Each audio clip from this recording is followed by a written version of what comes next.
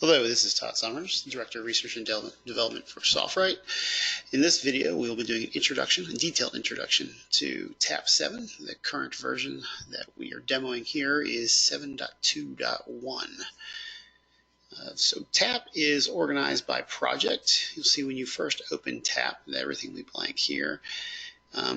Under Home tab, you have the ability to create a new project, open an existing project. Then when one's open, you can save as, or close. To do setup, when you first get TAP and you're no longer in demo mode, you have a licensed version, you go into the backstage here and do your licensing. This button up here, and then you set up Topo Data portfolios here. In this case, we have demo Topo Data set up. TAP is distributed with, in the demo version, 6 demo blocks of data around the Denver, Colorado area. The demo is a fully functioning version of TAP, geographically restricted to the Denver, Colorado area. You can set up land cover here. Once you have things out of the demo mode, you can go here, you can create a new portfolio and add a portfolio. TAP is distributed with 6 blocks of NLCD data. This is land cover data around the geographic restriction Denver, Colorado. And we'll start off by opening a TAP project. This is TAP 7 demo project, which is distributed with TAP. Click on it, click open. You'll see it loads here in the Project Explorer. If you click on it, down below under details, you'll see the details for this project, engineer, when it's created, file name, so on. This is expandable, collapsible. Within a project, you have the ability to edit the study, edit the project. You can add coverage studies, past studies, intermod studies, or a subfolder underneath that project. With the demo project, we have within past studies, coverage studies, and intermod study as well. So selecting the first past study here, Cheyenne Mountain to Castle Rock. You'll note that we have on the left side, Cheyenne Mountain to Castle Rock on the right. The graphic in the middle shows your line of sight, your Fresnel zone, terrain from point A to point B, as well as the coloring indicating the land cover designations for that path. So under Topo Data, you can choose your portfolio. If you have multiple portfolios for Topo Data, you can change those. If you have different resolutions Topo Data, you can change those there. You can set your topo step. In this case, the default is 100 meters. If I change it back to a kilometer, and I back it off, you'll notice you get lower resolution and poor resolution for features that are between the 2 points. So we'll go back to 100 meters here. You can also change your effective curvature. It shows here as 1/4 Earth radius, which is typically a good assumption for a large percentage of the Earth. But if you want to change that, you can delete this and change a different Earth curvature, which change the line bending due to refraction. Your interpolator, you can choose between closest point, FCC 4 point. These are 2 options there. For Fresnel zone, right now the default is the first Fresnel zone, 0.5 ratio of that first Fresnel zone. So that's 0.5 F1 shown here with this thick blue line. For any of these colorings here, you can go and adjust those under preferences. Under past study, you can change the line thickness, colors for all these things under the past settings here.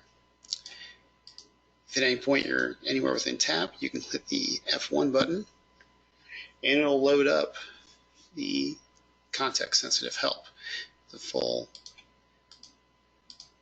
menu of information on all the various parts of TAP. It's also searchable as well. So if you ever have any questions within TAP, you can click the F1 button, or you can click on this question mark up here. It also brings up that help menu. So you can add multiple Fresnel zones if you like. So I can do, say, 0.6, add, it'll show both there, and then I can cancel one out, and I can leave the one there that I want. Same if I go back here, if I have 1.333, if I want to do 1, I can add that, and I show multiple curvatures as well. We'll cancel the 1, keep the 1.333. Prop model, you have a selection of multiple prop models with each one's unique set of parameters. Included in here is Bullington, Egley, Hatter-Davidson, Lonely Rice, Hakamura, Rounded Obstacle, Shadowing, and a series of contour models as well. Under land cover, you can choose to include land cover. It shows below the feature, and then is also included in the actual link budget as well. Link cover losses. You can go and you can choose the loss template you want to use. Those are loaded within TAP. For more information on that, just hit the F1 button, and you can see how you define, create loss tables, or use the ones within TAP. You can use the ones that come with TAP, or you can alter those and make your own. Surface features. If you wish to use surface features, you can click here, click the Add button, and in this case, I don't have surface features loaded up. Documents, public documents, TAP shared. Select the tutorial one. That's loaded within your TAP shared folder, and you'll see here surface features are treated as additional terrain effectively. So you can model areas of vegetation, buildings, things like this with surface features for a point-to-point link, or also use it in area cover studies. If you double click on it, it'll load the surface features here.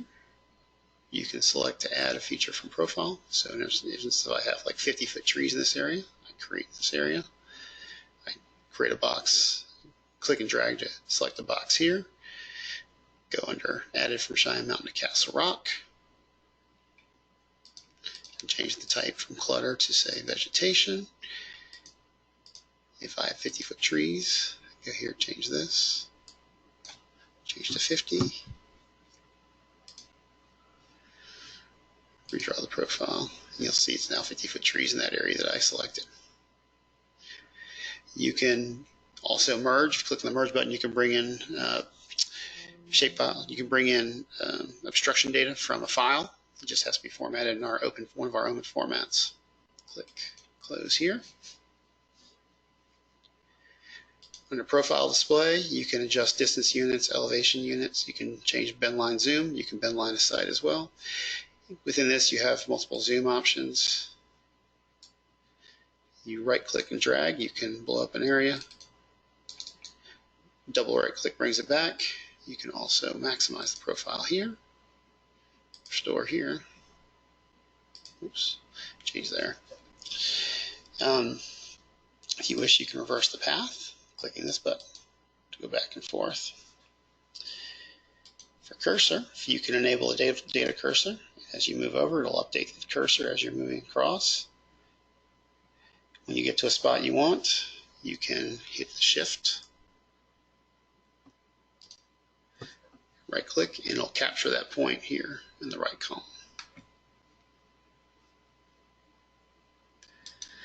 Under receive field, you can go to, you'll see a quick snapshot of the link budget for this particular link. You have your free space field, prop model loss, lane cover loss, receive field, receive power, and your margin for this setup that you have in here. Also include lane cover information here as well, and then information specific to the propagation model that you've selected. If you click on VHF UHF link budget, you can put alignment or other loss in there. It has all the information you need to reproduce the link up top. And then if you move down, it'll also have your receive signal level and unfaded phase margin in a nice looking spreadsheet that you can then export if you'd like. You can generate a report if you'd like as well. You can create a template for your report so it always shows in the same format every time. And then once you're done, you can also click export to 3D path. Creates a KML for Nel Mesh that is then loads in your whatever you have that on your computer that is KML associated. In this case on my computer it's Google Earth, so it'll automatically load Google Earth and it'll show the KML mesh there for Nel Mesh.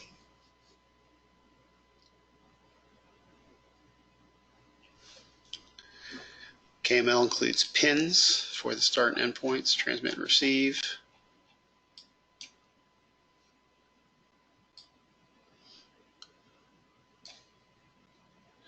You have the blue for Nel Mesh, the red is your line of sight, and below that is path and ground. All these colors are adjustable within TAP, so that you can fly the link.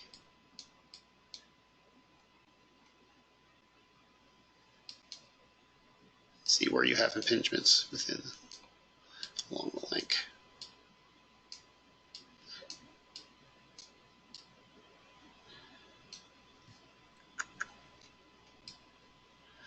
this case, this is this peak right here. It's the same as this peak here. Take the cursor off.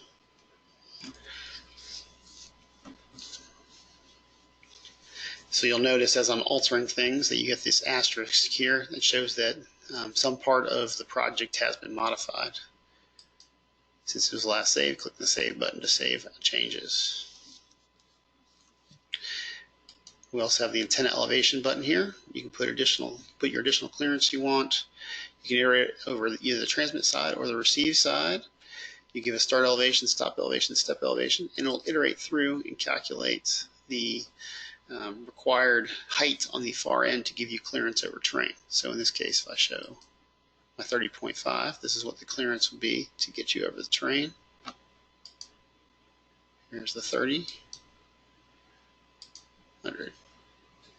So here's your list of transmitter heights that we cycled over with the start elevation, stop elevation, step elevation, and here's the receiver heights that needs to be. Select those to show them on the chart. And you can click on the print button to create a print output of this if you like. So that's the antenna elevation. Switch over to a microwave link, and I didn't go over the fixed facility information yet, but within each one you have a drop down that comes with TAP demo version. You have 6 fixed facilities that are available on both sides. Fixed facility transmit on the left, fixed facility receive on the right. Same set of facilities here. For each one you have facility information, site information, transmitter information, including your TPO and transmit frequency. You can either define frequency, gains and losses, and have TAP calculate your ERP, or you can directly enter ERP and back everything else out. Put your transmitter losses in here. You can enter circulator, connector, jumper, combiner losses, miscellaneous loss. You can also include a transmission line and loss if you'd like to. Include the length of the line loss as well.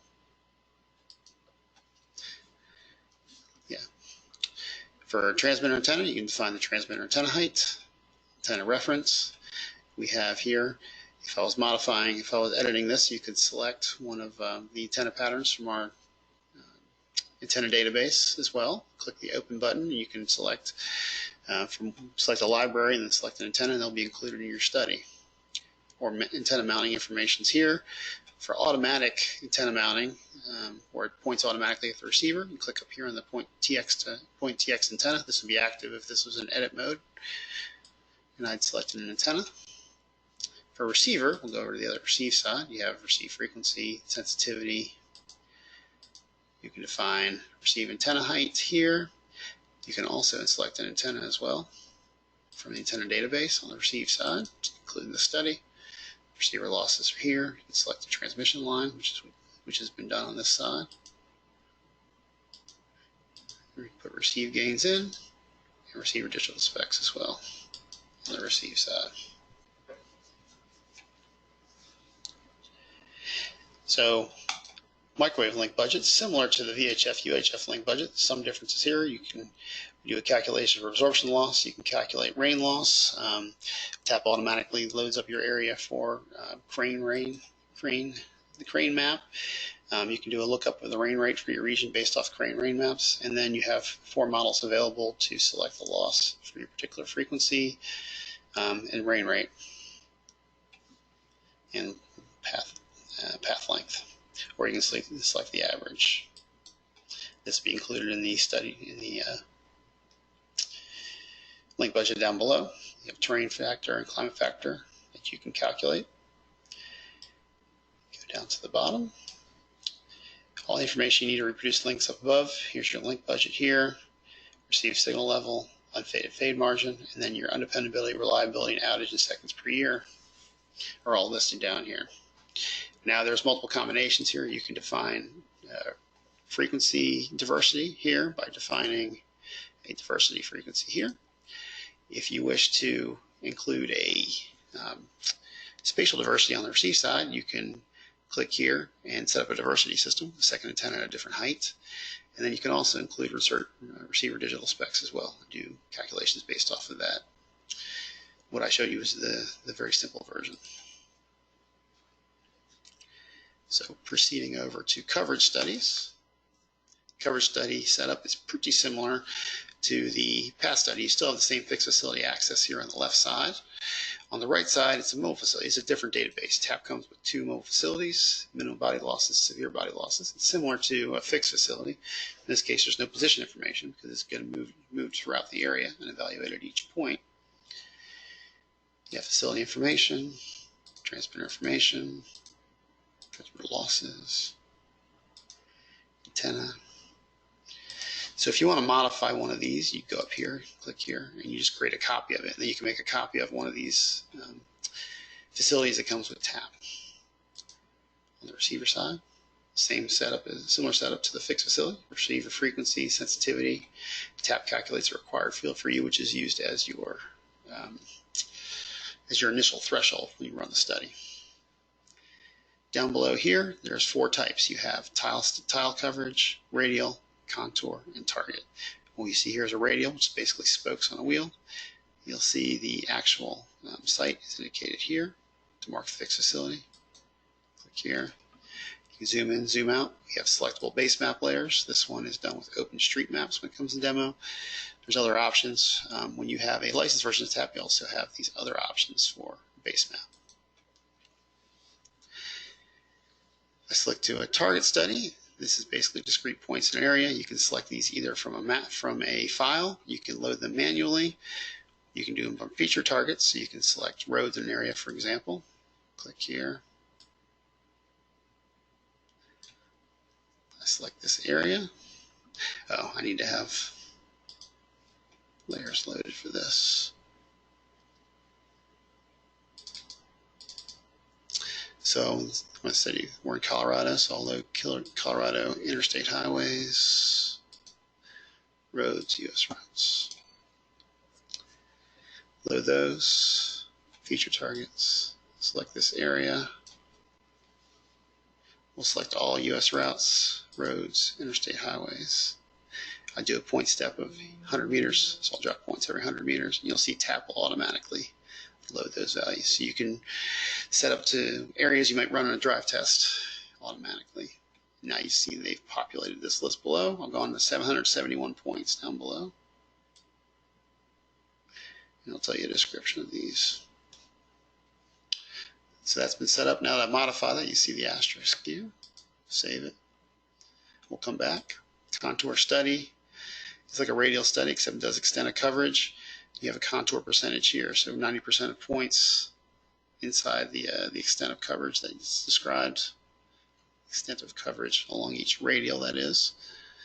And then I think that's it. Tile study, you can define here as multiple ways you can do a tile study. This is basically a grid over an area with steps defined here. So you have a north-south grid step here, east-west. You can manually enter these values. You can do it by selecting the map. You can click range. Select I want to do 50 kilometers. If you have a bounded area, if you have a bounded, polygon shapefile that you have loaded up, in this case I'll load Colorado counties. Select the set as the active layer. DESSEC is the name of that county, of the counties. As you move over, it'll show you county names here. Click the boundary button. Select your boundary. And now you have grid step here, grid step here. So just step every 1 kilometer each direction. And number of study points here, 2,784. Right click to come out of that mode. It's been modified. We'll save it. Multiple ways to run things. So if you have a particular study highlighted here, you can click Run Current Study to run the study. If you select it and right click, you can select Run Study here. If all of the parameters you need to run the study are set, then you can run that study and the Run Study option will be available.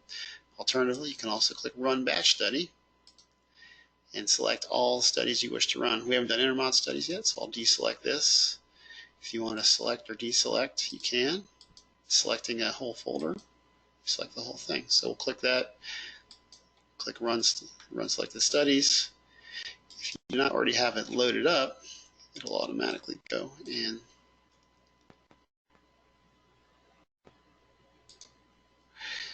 load the study server, and then it'll give you progress on each of these as it runs through all. So it's already finished all these. It's going to load Mapper for load each of the results in Mapper. Now, these results are all written to shapefiles. What you're viewing now is the shapefile results with just a basic threshold of what you have defined for the mobile facility for each one of these. So they're all going to run through pretty quick and be done. So I'll close Contour, close this, close this. So those are all the results in Mapper. Now all the results here are also written out to a CSV file. So if you want to double click, you can open your CSV file and have direct access to all the data. The summary file tells you information, gives you all the information on the study that was run. Click Tile Shapefile, it'll load Mapper with those values. I go back to Tile.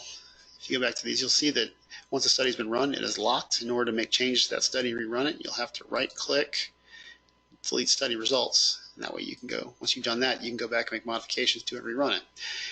After you run a study, it shows up as offline, which means this is just the information that was stored for that facility when you ran the study. It's a snapshot in time. So you can go and you can alter this fixed facility elsewhere, but it will maintain a record of what this fixed facility was when you ran the study. Going back here to Mapper. As I said, the green and red is basically green below threshold, red above threshold. In this case, I have 7.581 as my dBu threshold, so above that is shown in green, below that is in red. I can zoom to the layer extents using this button. I can click here to get information on the study that was run. I can click here to remove the study. And these is basically, what you'll see over here is a list of shape files. So you can add more shape files to this list and overlay them if you'd like.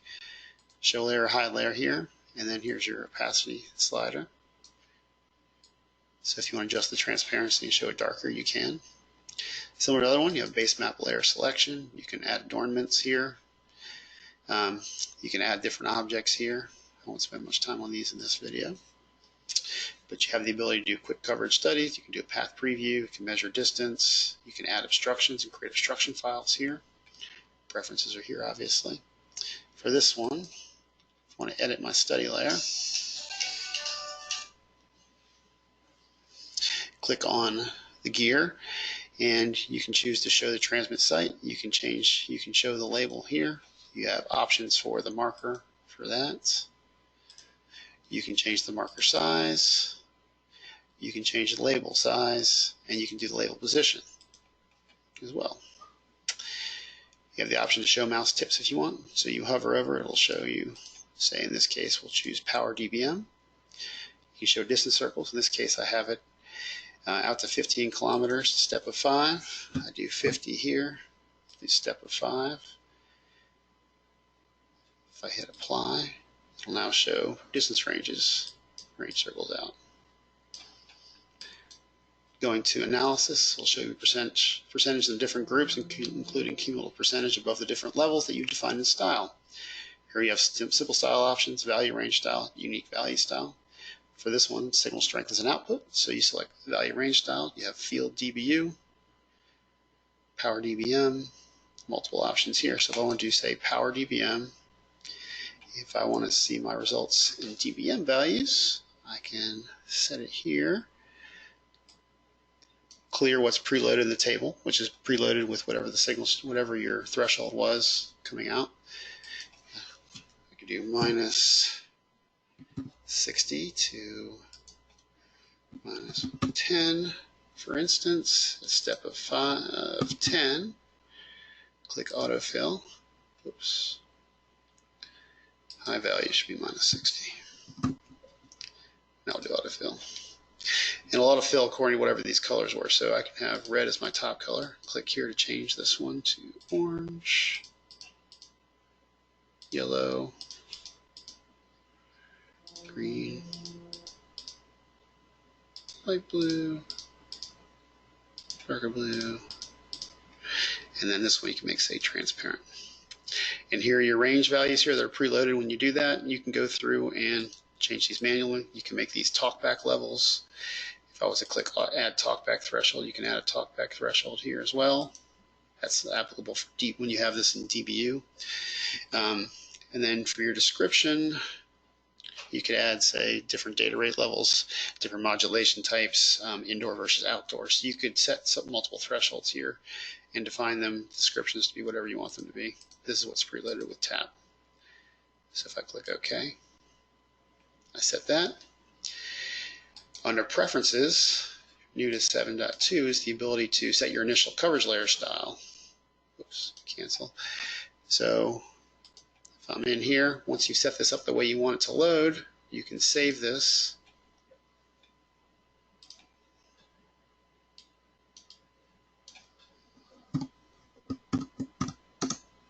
DBM heat map. Click Save. Okay. Then under Preferences, you can browse, select this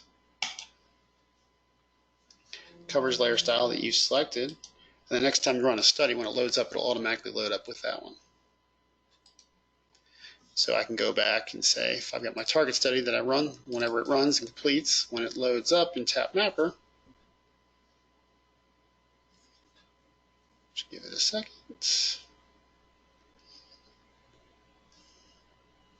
It'll automatically load with that set of with that styling that I've defined to be my default. So you can go through and you can make adjustments to that as well. You can add additional layers here, so I can overlay multiple layers. So if, say, go up here, add layer, go back here.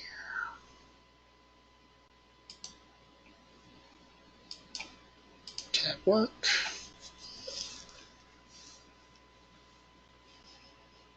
Tab projects. My tab 7 demo project. Go under coverage studies. Go find my contour study in this example.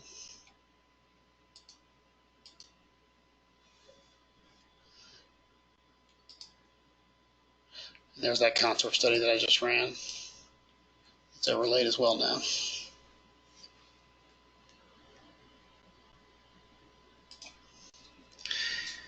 All right, so that's a high-level overview of coverage studies. Much more information available out there on our website or also in our help document. If you want to do an Intermod study, you can click here on Tutorial Intermod Study. This comes preloaded with the TAP demo, project. You hit your settings here. You enter your frequencies here. You can import frequencies. You can export these frequencies to a file. You can create a template for those to enter data in. So this has basically all your transmit information, frequency, your transmit offset, which is basically your half bandwidth. If you have groups you want to define, hit the F1 button for more information on this. Put the description in, number of harmonics to use, which ones are full duplex, then your receiver information here. And tap, when you hit the run button, it'll check all combinations.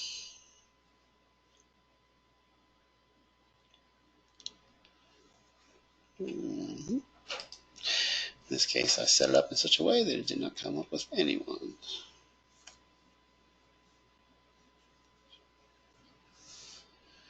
All right, let's back out.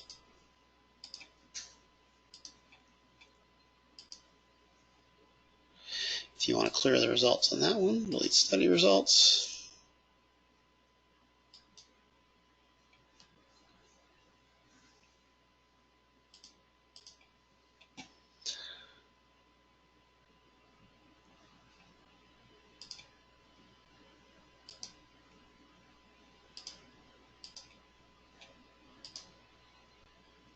Okay.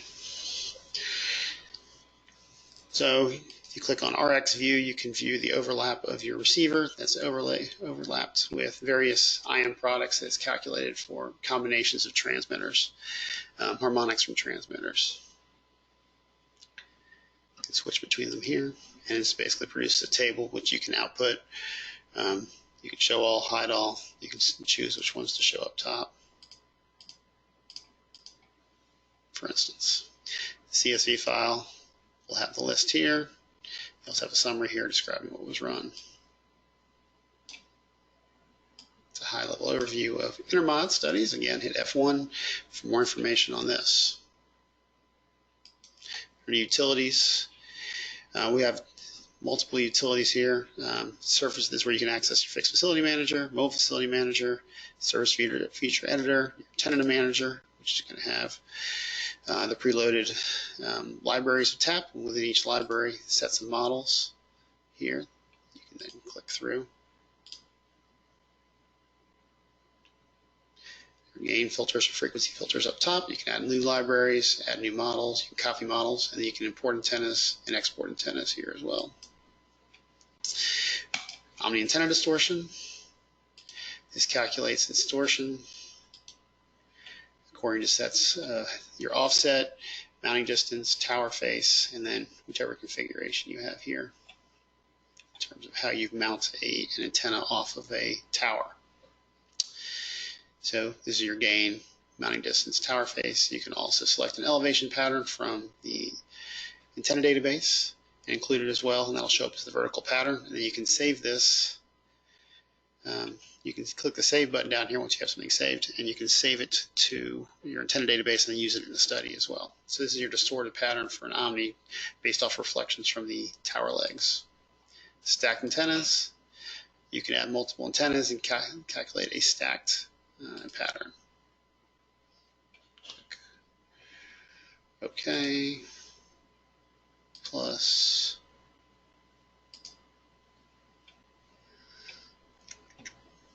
Okay.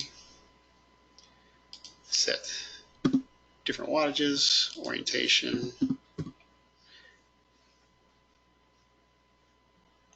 And I'll calculate what the stacked pattern looks like from those two antennas you selected if you stack them and connect them.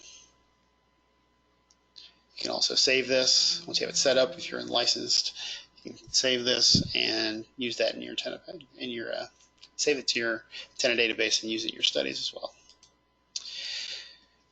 So that's a pretty high-level overview of everything in TAP. Just a basic introduction to everything TAP-wise. So if you have questions, feel free to email support@softright.com. If you have questions on purchasing TAP, sales@softright.com. And with that, I bid you a good day, happy tapping, and thank you for joining us.